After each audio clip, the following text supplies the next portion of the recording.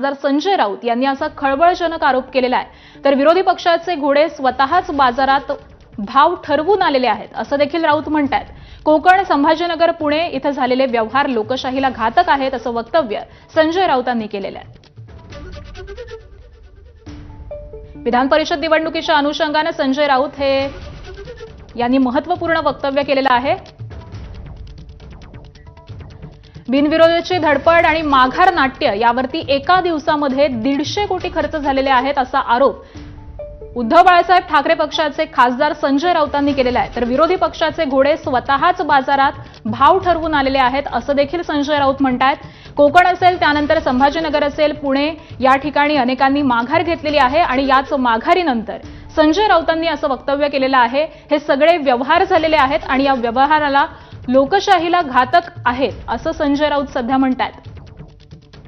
विधान परिषदेची रणधुमाळी सुरू आहे। काल अर्ज माघारी घेण्याचा शेवटचा दिवस होता आणि याच वेळी विविध ठिकाणी आपल्याला नाट्य रंगताना पाहायला मिळालेलं होतं। ठाकरेंच्या शिवसेनेच्या देखील अनेक उमेदवारांनी अर्ज माघारी घेतलेले आहेत आणि त्यानंतर संजय राऊतांनी हे वक्तव्य केलंय।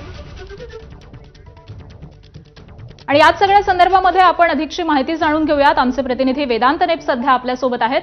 वेदांत, विधान परिषदेच्या निवडणुकीमध्ये आपण पाहिलेलं होतं की ठाकरेंच्या शिवसेनेच्या उमेदवारांनी अर्ज माघारी घेतलेले होते आणि त्यानंतर संजय राऊतांनी एक मोठं वक्तव्य केलंय।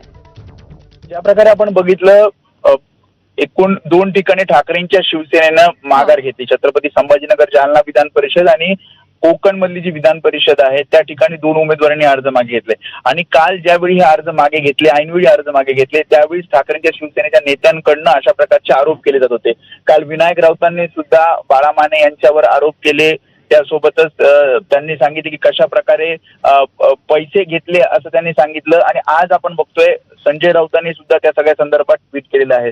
संजय राऊतांच्या ट्विटनुसार त्यांनी आरोप केला की 150 कोटी रुपये माघार घेण्यासाठी खर्च करण्यात आले आणि त्या उमेदवारांना माघार घेण्यास दबाव टाकण्यात आला।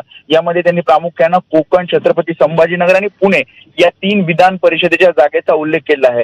कोकण आणि छत्रपती संभाजीनगर मध्ये ठाकरेंच्या शिवसेनेचे उमेदवार होते, तर पुण्यामध्ये राष्ट्रवादी काँग्रेस शरदचंद्र पवार पक्षाचे उमेदवार होते आणि त्यामुळे या सगळ्या आरोपानंतर आता महायुती काय उत्तर देते आणि संक्षिप्त स्वरूपात कदाचित संजय राऊत पत्रकार परिषदेमध्ये या सगळ्या संदर्भात बोलू शकतात। अगदी वेदांत, तुम्ही आमच्यासोबत असेच राहा। संजय राऊत यांनी नेमकं काय ट्विट केलेलं आहे ते देखील आपण जाणून घेऊयात।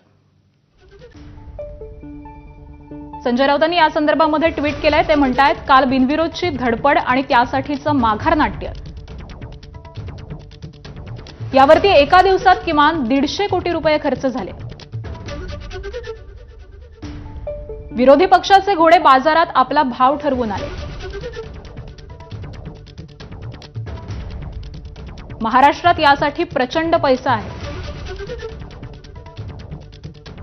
कोकण, संभाजीनगर, पुणे इथले व्यवहार लोकशाहीस घातक।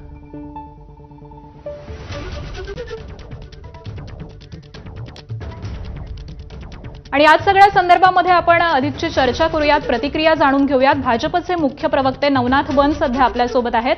नवनाथजी नमस्कार। खरं तर संजय राऊतांनी एक मोठा आरोप केलेला आहे, बिनविरोधाची धडपड आणि माघार नाट्य यावरती एका